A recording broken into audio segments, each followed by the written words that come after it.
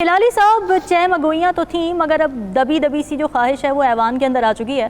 رانا ثناء اللہ صاحب کی جو اسٹیٹمنٹ ہے اس سے پتہ تو یہی چل رہا ہے، اب بلکہ یہ بات روز روشن کی طرح آیا ہو گئی ہے کہ الیکشن ٹائم پر تو نہیں کرانا چاہتے صوبائی سطح پر۔ تو آپ کیا دیکھ رہے ہیں، کیا ہونے جا رہا ہے؟ آج کوئی ریزولوشن آئے گی؟ پہلے بات تو یہ ہے، میں بات کرنا چاہتا ہوں کہ اس کا نہیں کہ اس کے تقریر میں وہ کیا کہا تھا، وہ ہمیں پتہ ہے اور وہ obvious ہے، اینٹیسپیٹڈ تھا۔ میں آپ سے ذکر کرنا چاہتا ہوں کہ کیا لہجے اس نے استعمال کیے، کس قسم کا کنٹیمپٹ اور ہیٹ اس نے ڈسپلے کیا ہے ایک فارمر پرائم منسٹر کے لیے اور اس کے لاکھوں سپورٹرز پہ۔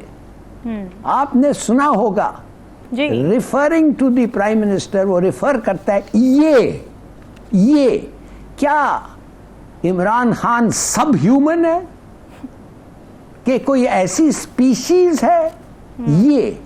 اور پھر فتنہ ایک پرائم منسٹر کو جو کافی کامیاب پاپولر پرائم منسٹر ہے، بلکہ اس سے زیادہ کوئی پاپولر پرائم منسٹر میرے عمر میں تو میں نے نہیں دیکھا ہے، اس کو کہتا ہے فتنہ، یہ ڈیزیز۔ کیا وہ ڈیزیز ہے؟ اور اس کے سپورٹرز وہ کیسے سمجھتے ہوں گے؟ اور پھر سپورٹرز کو کہتا ہے جتھا، گینگ، راؤڈی، ہے نا؟ تو جب آپ انٹیریئر منسٹر آپ کے ملک میں اس قسم کے ہیٹ سپیچ کے بارے میں سے بولتا ہے، ہلالی صاحب یہ اسی بیانیے کا شاخسانہ ہے جو نون لیگ بنا رہی ہے ابھی، کہ عمران خان اور پی ٹی آئی دہشت گرد جماعت ہیں، دہشت گردوں کے سہولت کار انہوں نے جمع کیے ہوئے، اسی کا شاخسانہ ہے جو آج ایوان میں نظر آیا، جو ان کی ٹون تھی۔ تو خود کر رہے ہیں، ایگزیکٹلی خود کر رہے ہیں، تو کس قسم کے منافق ہیں یہ؟ میں تو سہور ہے۔ دوسری بات بالکل صحیح کہا ہمارے دوست اوریہ صاحب نے، ان کو پورا پتہ ہے۔ میں بھی کہتا ہوں کہ اگر 90 دن کے اندر اندر آپ الیکشنز نہیں کرتے ہیں، کوئی بہانہ نہیں ہے، اور آپ کرتے نہیں ہیں، آپ اناؤنس بھی نہیں کرتے ہیں کہ بعد میں آپ کہتے ہیں 1-2 دن اور لگ جائیں گے، تو پھر کانسٹیٹیوشن کو اگر اس طریقے سے آپ ٹریٹ کرتے ہیں، اس کی ضرورت کیا ہے؟ پھر یہ لکھو نا وین کنوینئنٹ، کوئی ضرورت نہیں ہے ٹائم اور ڈیٹ دینے کے لیے۔ اور اب میں آپ بات کرنا چاہتا ہوں جو اوریہ صاحب نے کہا کہ ظالم خلیل زاد کے بارے میں۔ ظالم خلیل زاد کا کیا رول تھا؟ اس کا رول تھا کہ دوحہ میں بیٹھ کے طالبان کے ساتھ، اس لیے کہ وہ افغان ہے، طالبان کے ساتھ ایک اگریمنٹ کریں جو امریکن رہ سکتے تھے، they can live with۔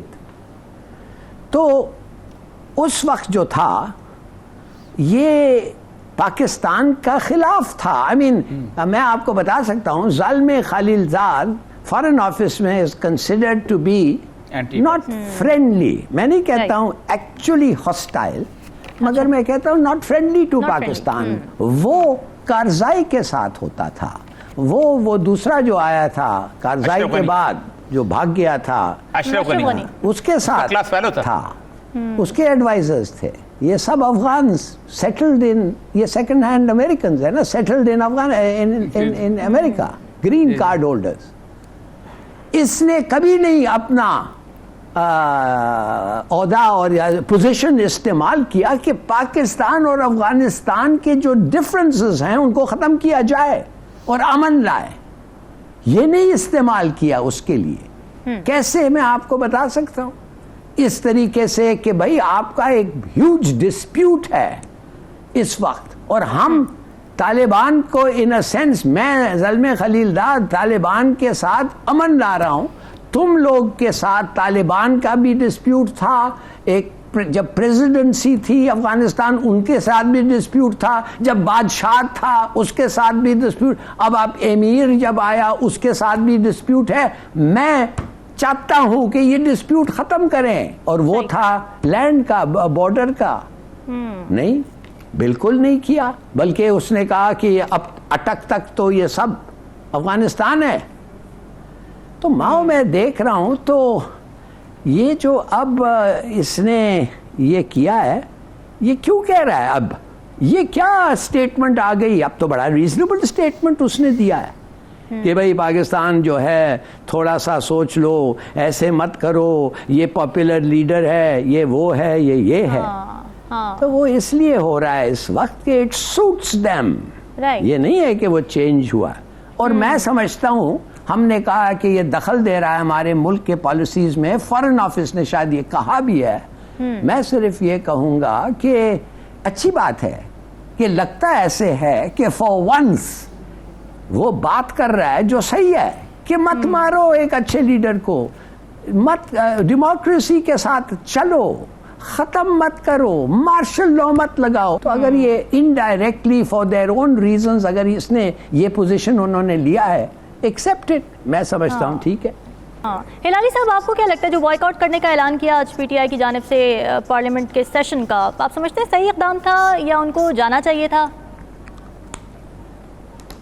نہیں دیکھیے, یہ کیا پارلیمنٹ ہے, یہ ایک موتیٹن پارلیمنٹ ہے, یہ ایک ایڈلٹ پارلیمنٹ ہے. اس پارلیمنٹ پہ سب سے بڑی پارٹی تو ہے ہی نہیں, ان کا تو پریزنس ہی نہیں ہے. تو کیا ہے, اور جو اپوزیشن ہے وہ تو ایکچولی اس گورنمنٹ جو ان پاور ہے اس کے لیے انہوں نے ووٹ کیا. اگر ووٹ نہیں کرتے تو یہ پارلیمنٹ نہیں رہتی.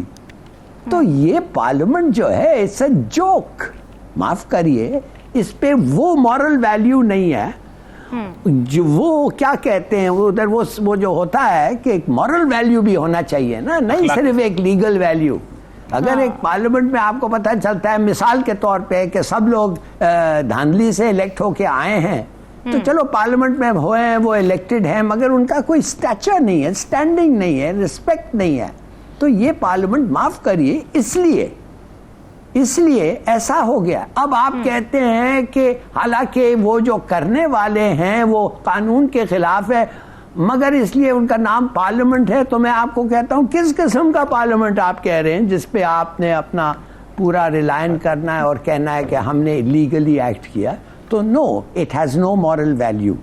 تو میں سمجھتا ہوں کہ اگر بھی ہو جائے, اور ہو جا سکتا ہے, کیا دیکھیے کیا نہیں ہو سکتا ہے اس ملک میں, اگر بھی ہو جائے. جب ایک آدمی کو, جب ایک ڈکٹیٹر کو آپ کہتے ہیں 3 سال تک آپ چینج دا کانسٹیٹیوشن جیسے آپ چاہتے ہیں, جب آپ چاہتے ہیں 3 سال کے لیے, جو مشرف کو ملا تھا پرمیشن, تو پھر what are you bothered about? بالکل. اچھا عریہ صاحب, آپ کچھ میں صرف رانا ثناءاللہ نے ایک عجیب و غریب جھوٹ بولا ہے اور اس ملک میں فساد پھیلانے کی کوشش کی ہے. انہوں نے یہ کہا ہے کہ گلگت بلتستان کی پولیس سے اسلام آباد چڑھائی کی, آپس میں دونوں ہو گئے تھے. میں چاہوں گا اگلے سیگمنٹ میں وہ جو آئی جی پنجاب نے کہا تھا وہ ذرا نکال لیں کہ ہم نے کسی قسم کی کوئی چڑھائی نہیں کی تھی, بلکہ یہ جھوٹ بول رہے ہیں جو لوگ. انہوں نے تردید